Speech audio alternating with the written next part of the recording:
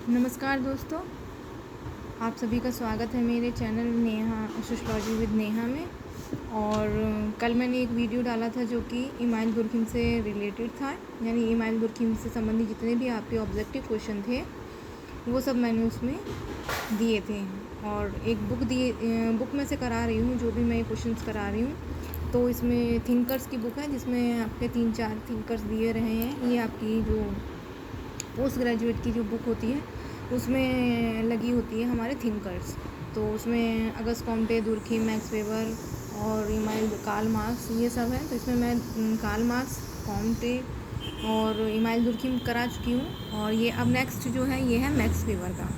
तो चलिए शुरू करते हैं अपने क्वेश्चंस मैक्स वेबर के, क्योंकि बहुत ज़्यादा बढ़ाने से फिर वो वीडियो बहुत लंबा हो जाता है। तो हमारा पहला क्वेश्चन है, मैक्स वेबर ने 1891 में इतिहास लिखा। तो मैक्स वेबर ने जो इतिहास लिखा था वो किससे संबंधित दिया था? उसमें रोम का कृषि संबंधी इतिहास लिखा था। मैक्स वेबर ने एक पत्रिका का संपादन किया था जिसका नाम social reform and social politics था। तीसरा है, the Protestant ethics and the spirit of capitalism पुस्तक में वेबर का सर्वोत्तम रूप देखने को मिलता है। यानी इस बुक में उन्होंने किसका वर्णन किया है अच्छे से? वो है धर्म का समाजशास्त्र का। फिर नेक्स्ट, जो निबंध मैक्स वेबर ने स्वयं लिखे थे उनका संपादन किया था टेलकॉट पार्सन्स ने। ठीक है। फिर आया आपका सत्य असत्य है। इसमें है, वेबर ने दिया कि समाजशास्त्र के अध्ययन में धार्मिक कारक एक परिवर्तनशील तत्व है। ये क्या है? सत्य है। फिर आपका नेक्स्ट है, वेबर के अनुसार सामाजिक नियंत्रण के क्षेत्र में सत्ता का अधिकार का विशेष स्थान नहीं। यह कथन क्या है? असत्य है। वेबर ने सामाजिक विज्ञानों व प्राकृतिक विज्ञानों में समन्वय करके एक नवीन समाजशास्त्रीय पद्धति का निर्माण किया।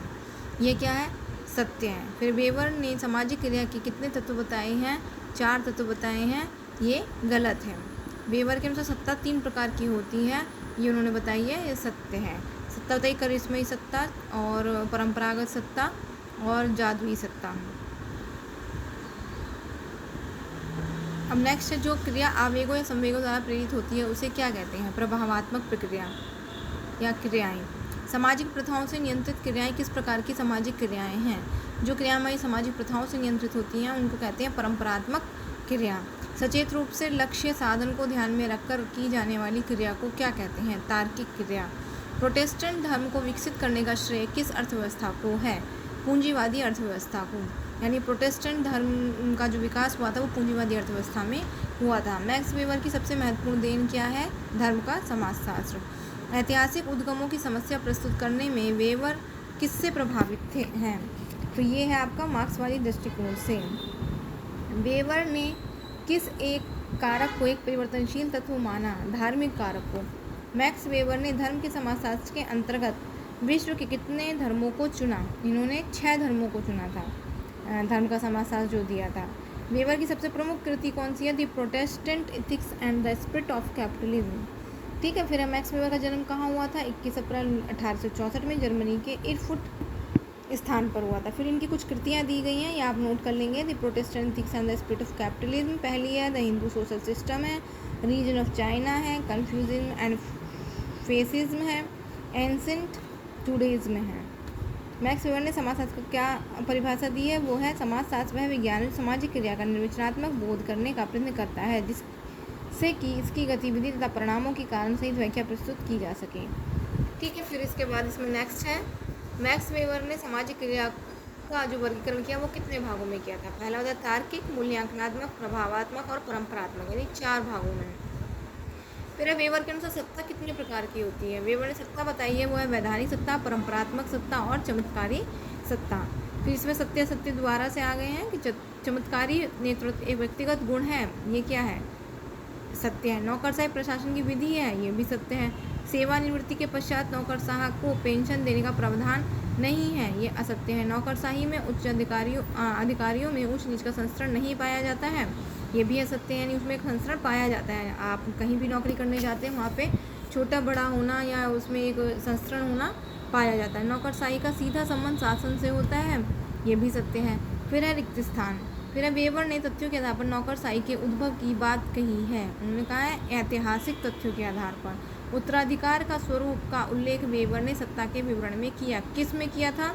करिश्माई सत्ता में। नौकरशाही को पेशेवर विकृति कहा, किसने कहा था? वारनोट ने। वेवलर ने नौकरशाही को प्रशिक्षित असमर्थता कहा है। डोबी ने एक नौकरशाह को माना व्यावसायिक उन्मादी। ठीक है, जो आपके ये रिक्त स्थान जो दिए हैं, फिल इन द ब्लैंक्स, इसमें आप सोच रहे होंगे कि ये हमारे किस काम के हैं, लेकिन ये ऐसा नहीं है कि आपके काम के नहीं है। ये पूरा एक जो तथ्य है, आप इसको कैसे भी याद कर सकते हैं और वो आपका ऑब्जेक्टिव के रूप में भी आ सकता है। जैसे ये लास्ट वाला दे दिया है कि डोबी ने नौकरशाही को क्या माना, वो आपको 4 ऑप्शन देंगे, उसमें आपको चुनना होगा। तो उसमें आप क्या लगाएंगे कि व्यावसायिक उन्मादी। तो इस तरह से ये सारे क्वेश्चन आपके लिए इम्पॉर्टेंट है, अगर आप इनको किसी भी तरीके से तैयार कर सकते हैं।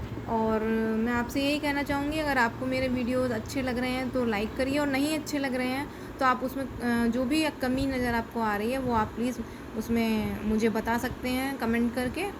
और मेरी कोशिश रहेगी कि मैं और अच्छे से अच्छे वीडियो आपके लिए बना सकूं।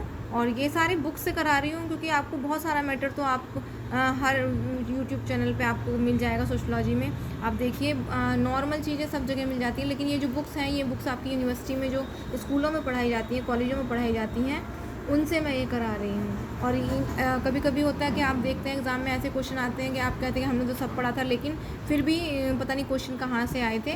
तो वो क्वेश्चन ऐसे ही होते हैं, बुक्स में से ज़्यादा आते हैं, बुक्स में से ही दिए जाते हैं। तो अगर आपको अच्छा लगे तो प्लीज़ लाइक कीजिए, सब्सक्राइब कीजिए। धन्यवाद।